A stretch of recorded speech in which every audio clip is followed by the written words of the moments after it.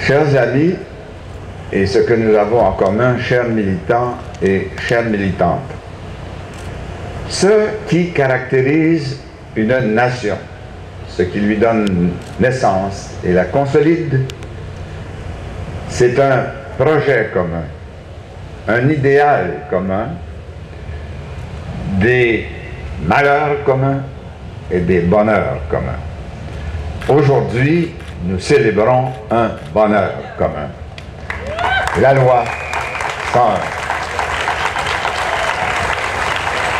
qui est un des très grands événements politiques positifs de notre histoire. La conquête a été un grand malheur.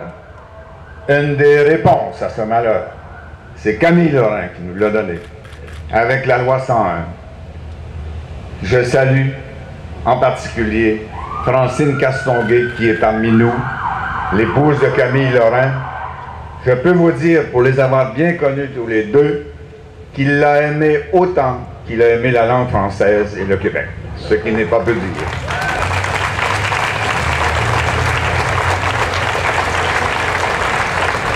Et effectivement, une des premières vertus de Camille, qui est une des vertus humaines les plus universelles, c'était l'amour de la patrie. Quand on aime sa patrie, on la veut meilleure. Et quand elle est meilleure, l'humanité est meilleure. Et c'est ce qui animait Camille Lorrain. C'était un humaniste, un sage. Il a choisi une profession d'ailleurs éminemment sociale, se préoccuper de la misère morale découlant de la maladie mentale. Et ça lui a fait approfondir en particulier le fait qu'il y avait des similitudes entre les misères morales collectives et les misères morales individuelles.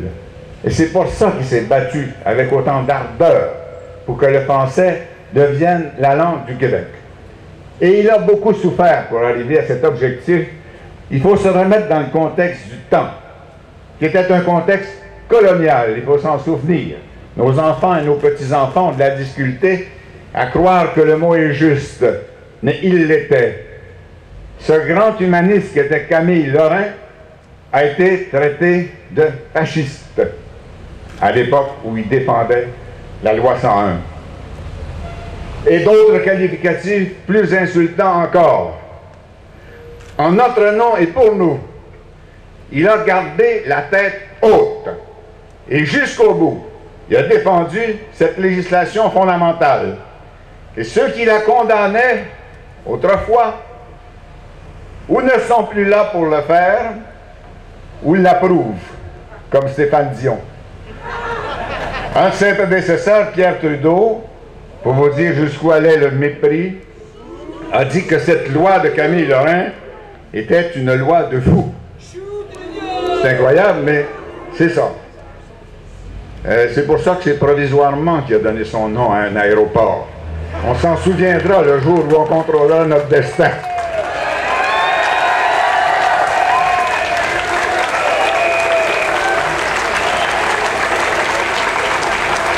Alors, parmi les hommages qui sont rendus à Camille Lorrain, dont celui que nous lui faisons aujourd'hui, un des plus beaux, c'est qu'il a été imité à l'échelle de la planète. Plusieurs pays se sont inspirés de notre Québec pour mettre de l'avant des législations linguistiques progressistes et salvatrices, y compris la majorité des États des États-Unis d'Amérique, qui doivent protéger leur langue un peu faiblarde contre des invasions éventuelles étrangères.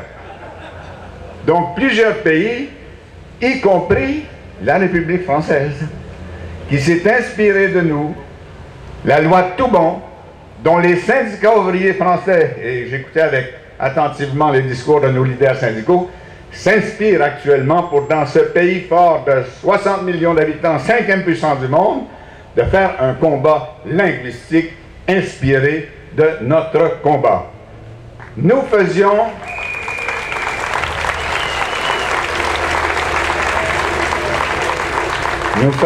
aux yeux de certains une bataille nationaliste. C'est vrai que c'est une bataille nationale. Mais défendre la culture aujourd'hui n'est plus une bataille nationale ou nationaliste. C'est une bataille planétaire. C'est préserver la diversité humaine, donc la richesse de l'humanité, que de se battre pour les langues et pour les cultures, la nôtre et celle des autres qui peuvent être en péril.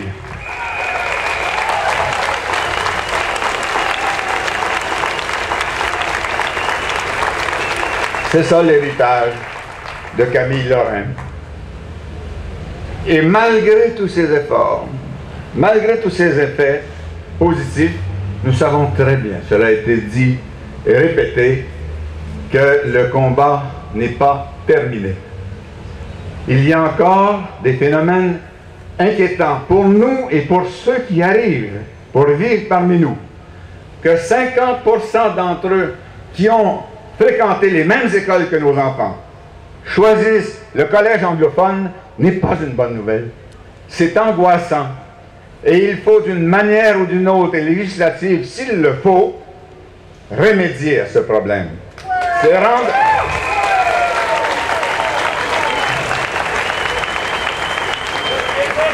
que 50% de ceux et celles que nous avons accueillis aient comme langue d'usage et comme langue de vie la langue anglaise n'est pas une bonne nouvelle aussi.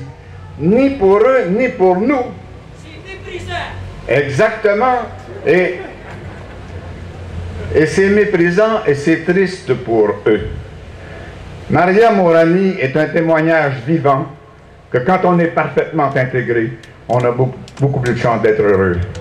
Alors si on veut que ceux et celles que nous accueillons ici aient les chances les plus élevées d'être heureux, c'est pour nous un devoir de les intégrer et de leur dire la vérité.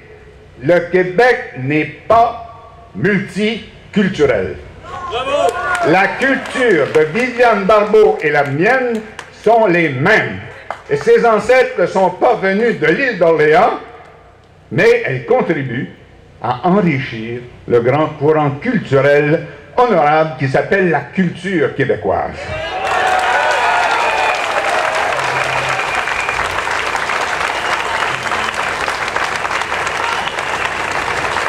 Le Québec n'est pas bilingue non plus.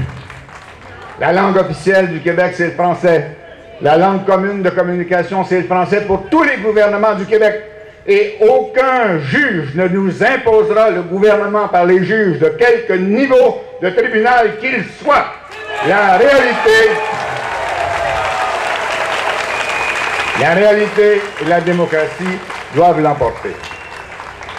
Enfin, ce que Camille Lorrain croyait profondément, après avoir vu les effets positifs de la loi 101, c'est qu'elle ne serait complétée et n'agirait totalement que lorsque nous aurions fait ce que notre destin nous commande de faire. Lorsque nous aurons fait l'indépendance nationale, aucun amendement à la loi 101 ne remédiera à tous les problèmes découlant de cette ambiguïté que nous n'avons pas encore choisi pour nous et pour le monde entier de dire que notre pays et notre patrie, c'est le Québec. Comment voulez-vous, ce jour-là, quand notre choix sera fait, ça sera tellement plus simple pour ceux qui choisissent de venir vivre parmi nous, de savoir où ils viennent d'avance. Quand on choisit d'aller vivre au Danemark, on sait qu'on devrait être danois. Quand notre drapeau flottera devant l'édifice des Nations Unies, quand on choisira de venir au Québec, on saura que c'est pour être québécois et québécoise. Merci Camille Lorrain.